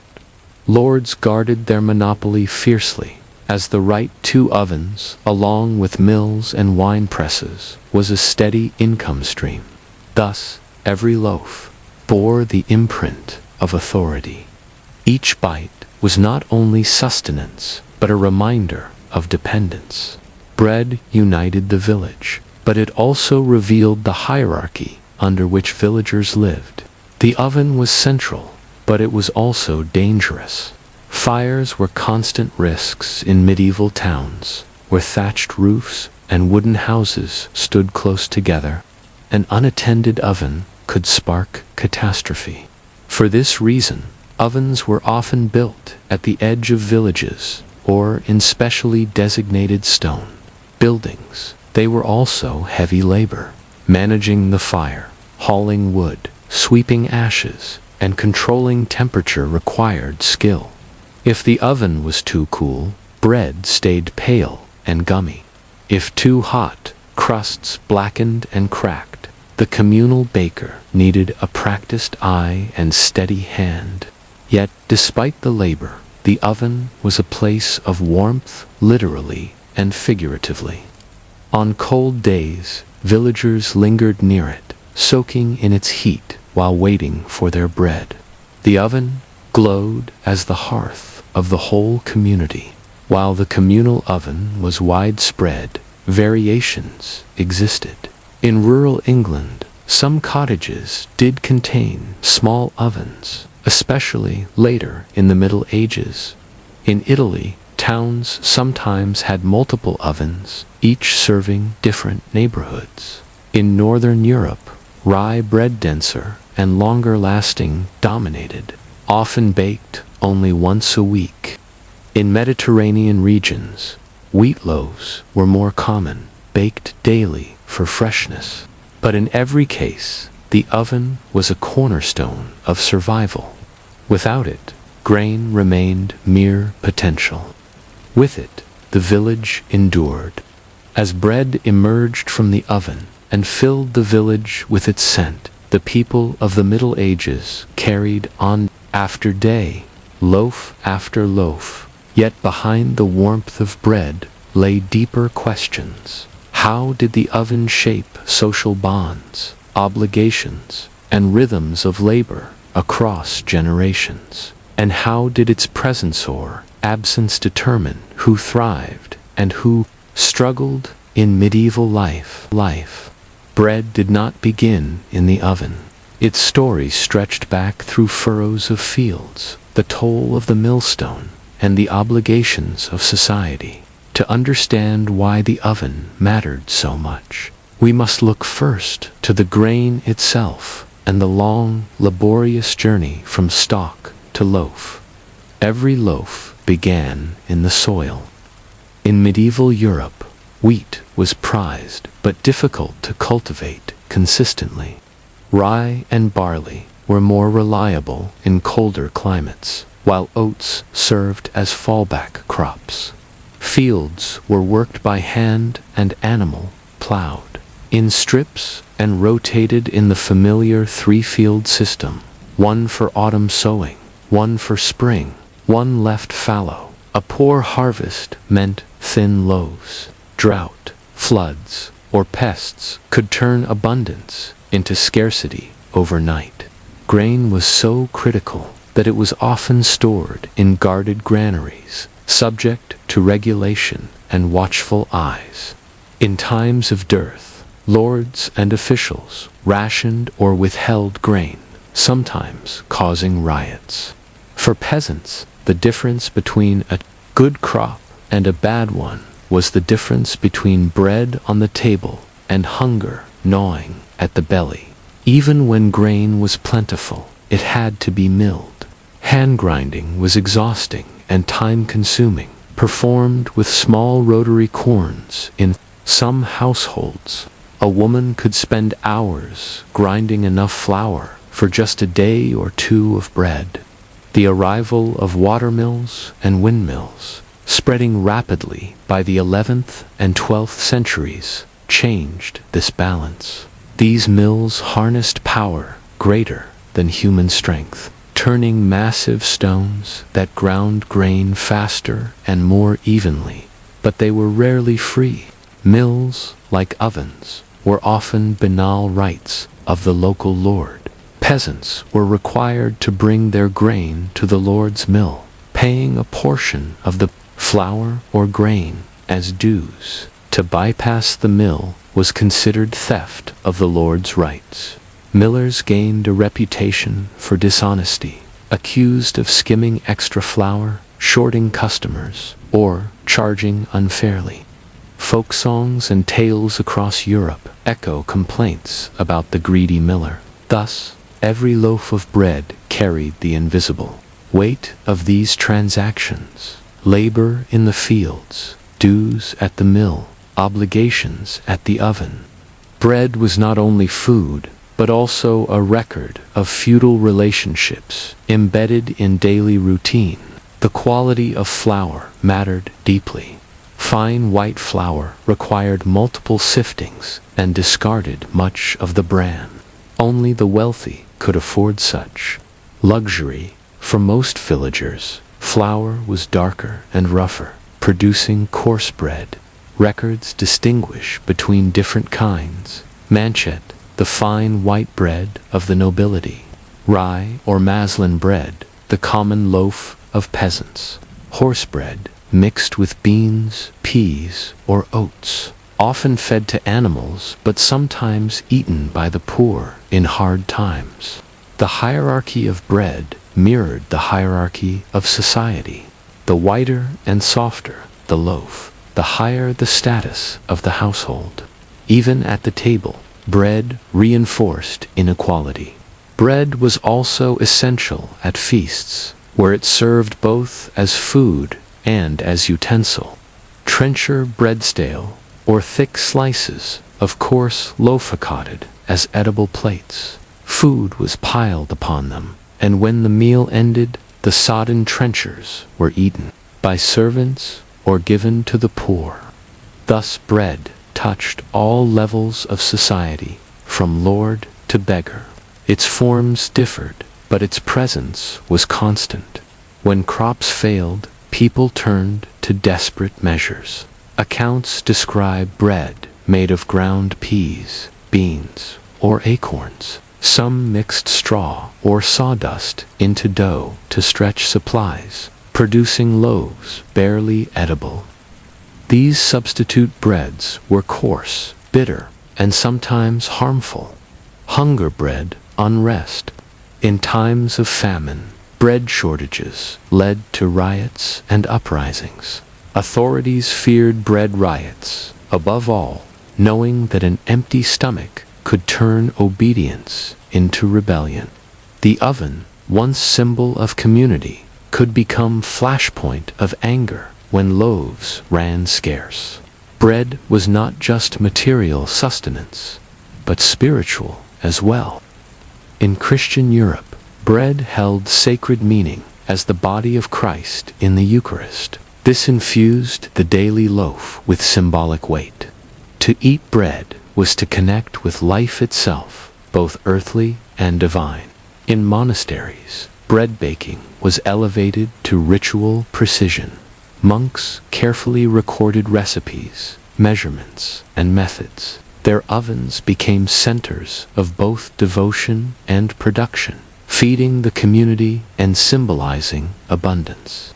For Le People, too, bread was tied to ritual. Blessed loaves distributed at festivals, offerings of bread at church, and symbolic breaking of bread at important gatherings. The oven thus stood at the intersection of necessity and meaning. The making of bread shaped household life. Women were usually responsible for preparing dough, kneading it with steady rhythm until it could rise. The work was heavy, requiring strength and patience. Children might help carry loaves to the oven or gather wood for kindling. Baking was one of the rhythms that structured daily existence, mixing, fermenting, proofing, and finally baking. It tied families to cycles of time, seasons, and the shared rhythm of the community oven. Bread was also a tool of governance. Medieval authorities established laws to regulate its price and weight. The Assize of Bread and Ale in England, first issued in the 13th century, fixed the price of bread relative to the cost of grain. Bakers who cheated customers by underweight loaves faced fines or public shaming. Bread was too important to be left to chance. Its regulation shows how deeply it was embedded in the order of society. From field to mill to oven to market, bread was watched, weighed, and controlled. As villagers placed their loaves into the oven, they carried more than dough. They carried the harvests of fields, the toll of mills, the dues to lords, and the watchful eye of law. Bread was sustenance, but it was also a chain of obligations baked into crust and crumb. And so we must ask, when bread was so essential, so controlled, and so unequal, how did villagers respond when hunger struck, when dues grew heavy, or when lords withheld access to oven or mill? Did bread remain merely a staple, or did it also become a spark for resistance? By now, we have seen how the medieval oven was the beating heart of village life, a place of sustenance, obligation, and ritual. But bread was never only food. It could also ignite anger, symbolizing the tensions between survival and authority. When hunger struck, when dues felt unjust, or when bread seemed withheld, villagers did not simply accept their lot. The oven became more than hearth. It became a stage for resistance. Throughout medieval Europe, bread shortages were among the most common sparks for riots. People tolerated inequality, taxes, and obligations to some degree, but hunger was intolerable. The absence of bread was immediate, visceral, and visible.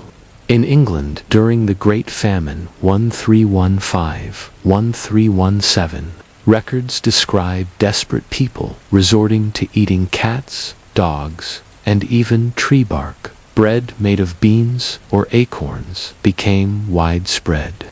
Riots broke out when grain was hoarded or prices soared beyond reach. In France, similar tensions arose. The feudal rights over ovens and mills, known as banalites, were a frequent cause of resentment. Peasants who dared to construct their own small ovens sometimes faced destruction of the hearth or fines. From the lord's officials, these controls bred bitterness. Bread, the food that was life itself, became a symbol of feudal oppression. When revolts did occur, ovens and mills were common targets. During the French Jacquerie Uprising of 1358, angry peasants destroyed manorial ovens along with castles and estates, striking at the symbols of control over their daily lives. In England's Peasants' Revolt of 1381, rebels denounced oppressive dues, including the obligation to use the lord's mills and ovens. To tear down an oven was more than vandalism. It was an assertion of independence, the right to bake one's bread freely, to feed one's family without permission or payment. The oven thus stood not just for sustenance, but for authority itself. Because bread was so central, bakers were carefully monitored by medieval authorities. The assize of bread and ale in England dictated the exact weight of loaves at fixed prices depending on the cost of grain. Bakers who sold underweight loaves risked being fined or even placed in the pillory for public humiliation. Some cities forced dishonest bakers to wear loaves hung around their necks as they stood in shame. In Paris, records mention bakers fined heavily for light bread. In extreme cases, punishment could be brutal: confiscation of goods, loss of license, or expulsion from the city. This vigilance reflected bread's importance. A dishonest cloth merchant cheated luxury. A dishonest baker cheated survival. Bread also remained bound to spiritual meaning. The Eucharistic loaf carried theological debates as well as divine symbolism. Disputes over the nature of Christ's presence in bread divided scholars, reformers, and communities. The same substance that fed peasants at the oven became the center of disputes that shaped the church. At the village level, bread was blessed. At festivals, distributed as charity, and used in rituals of hospitality. To break bread with another was to signal peace and fellowship. Thus, bread, even in its most ordinary form, remained sacred as well as practical. Though feudal dues faded, communal ovens themselves survived for centuries. In rural France, fours Bonneau continued well into the 18th century, by which time they had become community-owned rather than lordly monopolies. Villagers maintained the tradition of baking together, carrying marked loaves to the oven as their ancestors had done. In Mediterranean villages, the tradition of public bread ovens lingers even today. In parts of Morocco, Italy, and rural Greece, one can still find communal ovens where neighbors gather daily waiting for bread to bake, just as medieval peasants once did. The modern bakery on a city street corner is a direct descendant of the medieval oven. While today you might purchase a baguette or a crusty loaf from behind glass, the principle is the same. Centralized baking, serving a community. Yet something has been lost. The social function of the communal oven, the waiting, chatting, and gathering has faded. Bread is now a commodity purchased in silence rather than a shared ritual of patience and presence. Still, every loaf carries the echo of its history, the fields, the mills, the ovens, and the bonds forged around them. Bread's symbolic power persisted into the modern age. During the French Revolution, cries for bread were central. Marie Antoinette's infamous, though likely apocryphal phrase, "Let them eat cake," reflects this urgency. The Russian Revolution, too, was fueled by cries of peace, land, and bread. Bread is more than calories. It is dignity, survival, and justice. To control bread has always been to control people. To deny bread is to deny life itself. The medieval bread oven seems, at first glance, a small and unremarkable structure, a domed furnace of clay and stone, heated by logs, filled with loaves.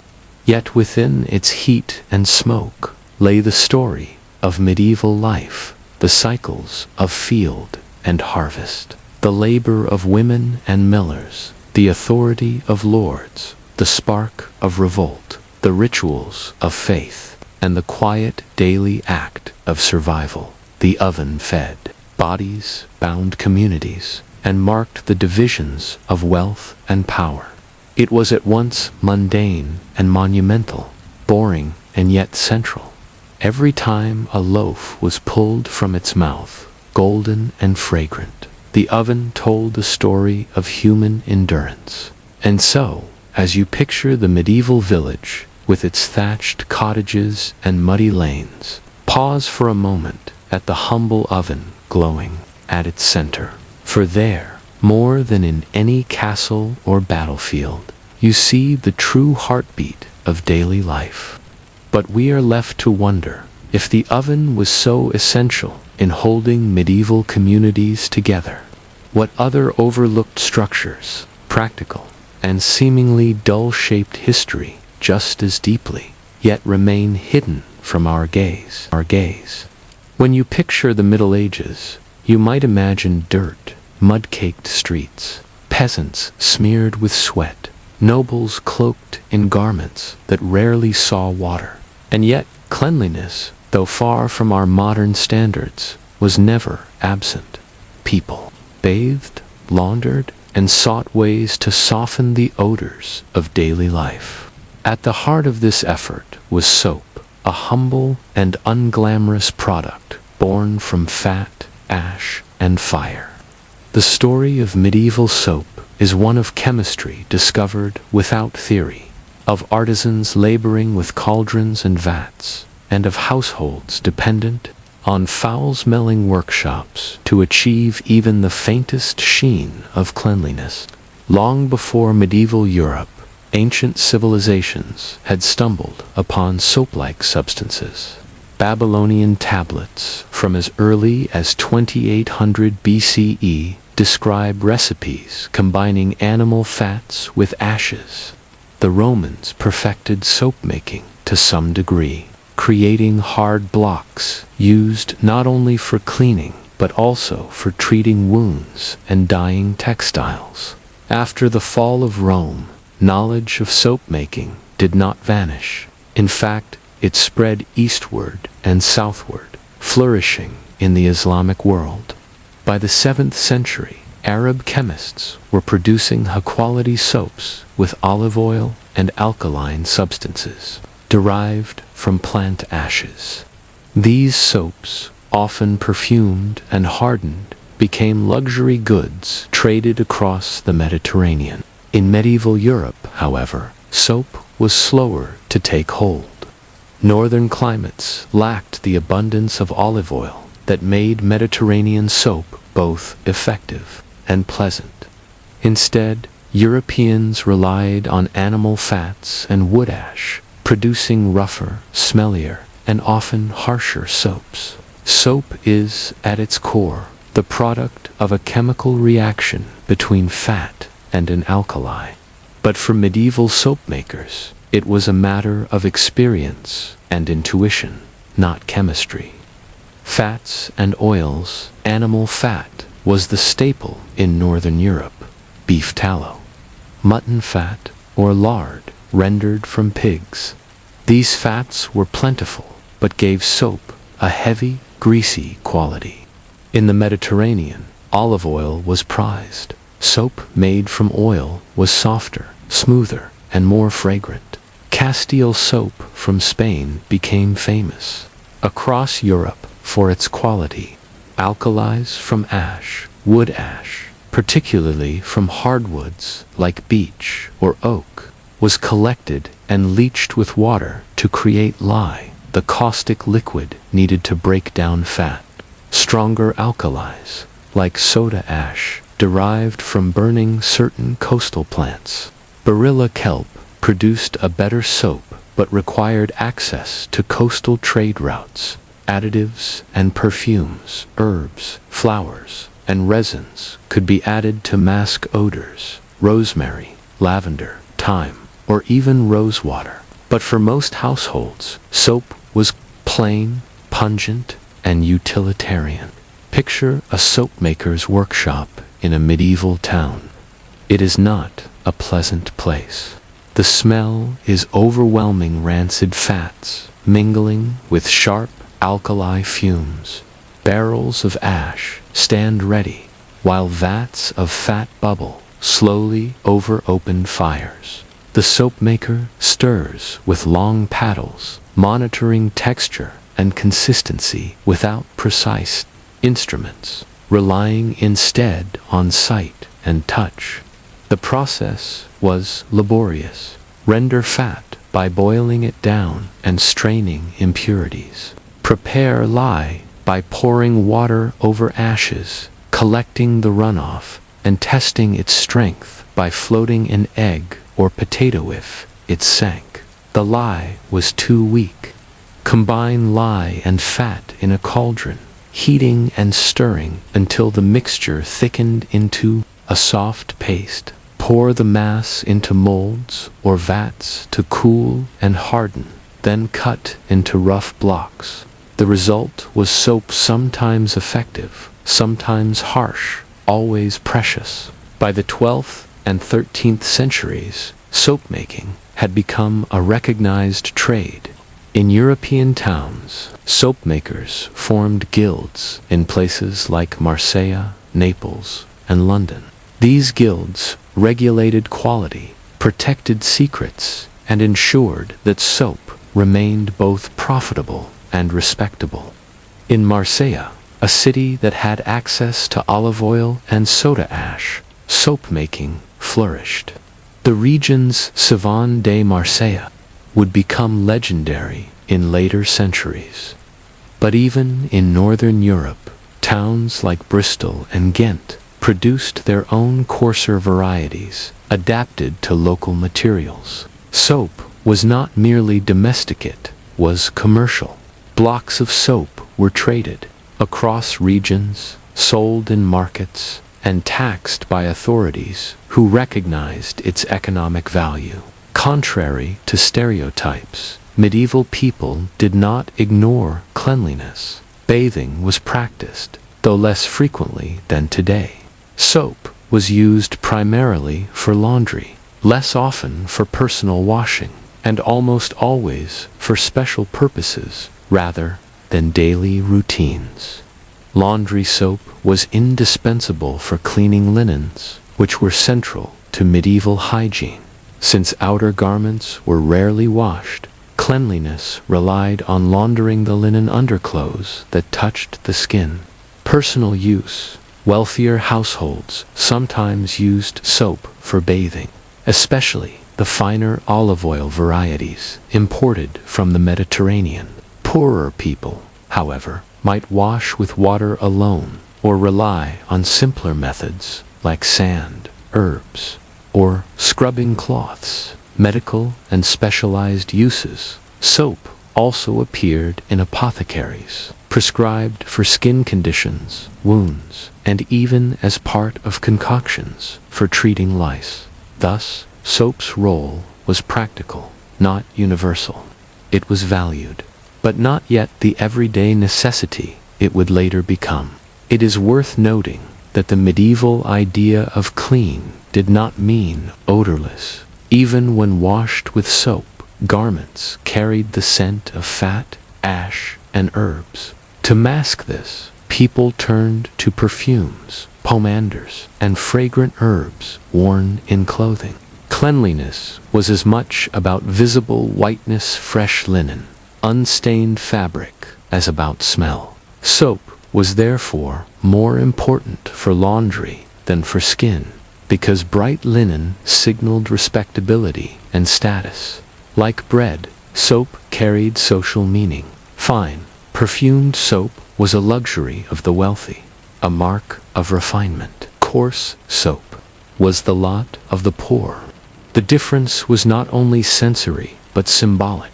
Smooth, fragrant soap suggested civilization, while rough blocks suggested survival. In monasteries, soap was sometimes made for internal use, both for laundry and for the monk's own cleanliness. Here, as elsewhere, soap reinforced order and discipline.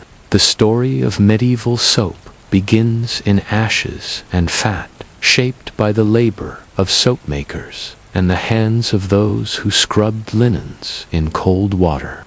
It was not glamorous, and it was rarely pleasant, yet it marked one of humanity's quiet struggles, the endless attempt to hold back dirt, odor, and decay. And so we are left to wonder, in a world where soap was precious, smelly, and scarce, how did medieval people truly live with dirt? Did they accept it as natural, or did they fight it in ways we have overlooked? If the first part of our story showed you the making of soap, foul-smelling and laborious, the second brings you to the places where that soap or its absence met daily life, custom, climate, and class. Bathhouses, laundry days, and household rituals all reveal how people wrestled with dirt long before modern plumbing or perfumed detergents existed. The Romans left behind not only aqueducts and amphitheaters, but also a cultural expectation of bathing. Their great thermae were community centers, heated with hypocaust systems and fueled by constant streams of water. When the empire declined, the infrastructure collapsed, but the memory of bathing endured. By the early Middle Ages, small-scale public baths survived in many European towns. In the 12th and 13th centuries, urban centers saw a resurgence of bathhouses. Some were simple, wooden buildings with heated tubs, and even food served during bathing. Soap played only a minor role in these establishments. Most washing relied on hot water, steam, and physical scrubbing. The experience was as much social as hygienic. People gathered to talk, negotiate business, or even court. Bathhouses, however, carried risks. By the late Middle Ages, moralists and church officials began to view them with suspicion. Mixed bathing, common in earlier centuries, was increasingly criticized for encouraging immorality. More gravely, the spread of plague and syphilis in the 14th and 15th centuries made public bathing suspect. Thus, while baths had once been signs of health and refinement, they slowly fell out of favor in some regions. Northern Europe in particular retreated from communal bathing, while southern areas like Italy maintained more continuity. In both places, soap began to find a more private role in homes for laundry and occasional washing, rather than in public bathhouses. If bathing waned, laundry did not. Clean linen became the true marker of hygiene in medieval Europe. A nobleman or peasant alike might go days or weeks without immersing his body in water, but both sought fresh linen whenever possible. Soap was central here. Coarse blocks were grated into hot water and worked into cloth by hand. Washerwomen bent over tubs or riverbanks, scrubbing with boards, beating garments against stones, and rinsing them in flowing water. It was brutal work, physically demanding, soaking, and often cold, performed by women of the lower classes. Laundry was not simply practical, it was visible. Bright, well-laundered underclothes peeking from beneath garments suggested respectability. A noble household's wealth was displayed in the sheer quantity of linens it could afford to wash and replace. The soap used in laundry was rarely pleasant. Animal fat soaps clung to fabric with an oily temps. To improve matters, households added herbs, perfumes, or rinses with scented waters. Lavender, rosemary, or even vinegar were used to offset odors. Still, clothes did not emerge with the crisp neutrality of modern laundry. Instead, cleanliness meant the absence of visible dirt and the presence of added fragrance. Odor was not fully eliminated, only balanced. Monastic life also reveals much about medieval soap culture. Monks lived under strict rules of discipline, which included attention to bodily cleanliness. Benedictine regulations required regular bathing, especially for the sick, and laundry was considered an act of care and humility. Many monasteries made their own soap, using fat from their livestock and ashes from their hearths. Soap was part of daily maintenance, for cleaning habits, monastic clothing, for preparing patients in infirmaries, and sometimes for washing the body before rituals. Yet even here, moderation was urged. Excessive concern with bodily could be criticized as vanity. Soap was a tool, not a pleasure. The presence or absence of dirt carried meaning in medieval society. Peasants working fields could not hope to stay clean. Dirt was a mark of labor, and therefore of necessity. Nobles, however, distanced themselves from such grime through the display of clean linens, scented oils, and sometimes soap. To be visibly dirty in a courtly or urban setting was to risk judgment. Chroniclers note when nobles appeared in stained clothes or smelled of sweat. Such details were not trivial, but reflections of character. Dirt was linked to poverty, moral laxity, or even sin. Soap, therefore, was not only practical, but symbolic. A block of soap represented a household's ability to rise above the grime of daily labor. In addition to laundry and bathing, soap entered medical thought. Physicians prescribed it for treating skin conditions, wounds, or ulcers. Mixed with herbs, it became part of ointments. Apothecaries stocked both coarse and fine soaps, blurring the line between cleaning and healing. This medical use further enhanced soap's value. It was not merely a tool for laundrywomen, but an ingredient of learned practice. Cleanliness varied widely across Europe. Southern Europe, soap-making centers like Marseille, Castile, and bathing remained more common, often tied to traditions inherited from Roman and Islamic cultures. Northern Europe, soap was rougher, made from animal fats. Bathing culture weakened over time. replaced by laundering and perfumes as substitutes for clothes. These differences reflected geography, trade, and cultural exchange. By the 14th century, soap making was a recognized and taxed industry. Cities regulated production to ensure both quality and revenue. Soap became part of household budgets, sometimes stretching poor families thin.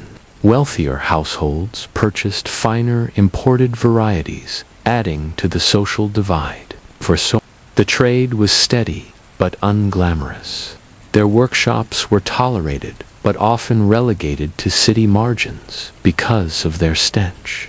Yet their work touched every household, from the peasant's washday to the king's court. In the medieval world, soap was both a necessity and a luxury, a tool of washerwomen and a mark of nobility. It bound together trade, labor, and the rhythms of daily life.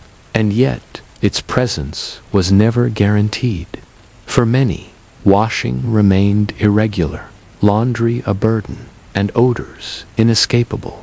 Which raises the question, if soap and bathing were fragile practices, vulnerable to disease, poverty, and suspicion, how did Europe eventually move toward the modern expectation of daily cleanliness? What changed in the centuries that followed? The Middle Ages gave Europe soap that was rough, smelly, and labor-intensive to make. It was a tool of survival, not luxury.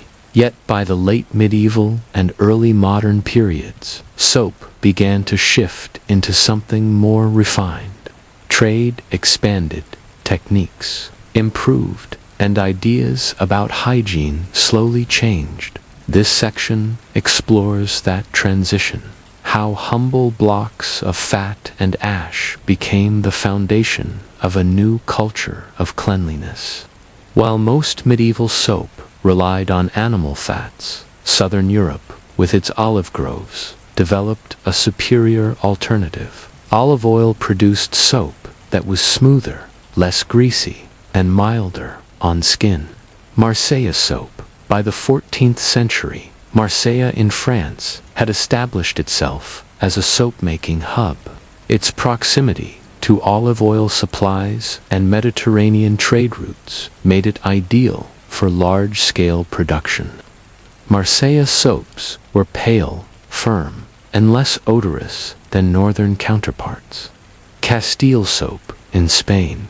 Castile soap emerged as another refined variety, also made with olive oil. It became so renowned that Castile soap became a generic term across Europe for high-quality, hard soap. These soaps spread through trade, carried by merchants into northern markets where local tallow soaps were still common for the wealthy. Castile or Marseille soap became a status symbol, purchased at high cost and used sparingly. By the 15th century, soap was no longer merely a washerwoman's tool.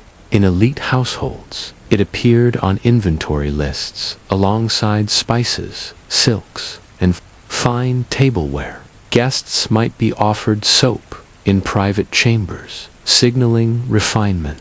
Physicians recommended the finer soaps for sensitive skin or delicate cloths. Meanwhile, the poor continued with coarser varieties or did without. For them, cleanliness remained tied to river water, sand, or the simplest ash solutions. The gap in hygiene habits widened between classes, even as soap production grew. The late Middle Ages also saw subtle shifts in how Europeans understood the body. While suspicion of bathing remained strong in some areas, especially after waves of plague, a growing emphasis on fresh linens and gentle washing encouraged a gradual return to cleanliness. Medical writers linked cleanliness to moral order and health, reinforcing soap's value. Courtly culture stressed the importance of pleasant smells and orderly appearances. Perfumed soaps, though rare, began to appear in Italy and Spain, blending luxury with utility. Europe's gradual refinement of soap owed much to contact with the Islamic world. Muslim soap makers had long produced high-quality, perfumed soaps from vegetable oils, particularly in places like Aleppo. Crusaders and merchants encountered these varieties and carried them back to Europe. Aleppo soap, made from olive oil and laurel oil, was renowned for its rich lather and fragrance. It became a model for European producers, inspiring the techniques later perfected in Marseille and Castile. Thus, even as Europe clung to rough tallow soaps, global exchange nudged it toward milder, finer alternatives. By the 15th and 16th centuries, soap making had become professionalized. Cities such as Venice, Marseille, and Barcelona regulated the trade through guilds. These guilds set standards for ingredients, controlled apprenticeships, and protected their markets. For example, the Marseille Soapmakers Guild required soap to be produced only from pure olive oil, forbidding adulteration with cheaper animal fats. This exclusivity maintained quality, but also elevated price, ensuring that true Marseille soap remained a luxury commodity. Elsewhere, looser standards allowed hybrid soaps mixtures of oils and fats that were more affordable but less refined. In everyday life, soap slowly crept beyond laundry tubs. Wealthier families used it for washing hands, faces, and delicate fabrics.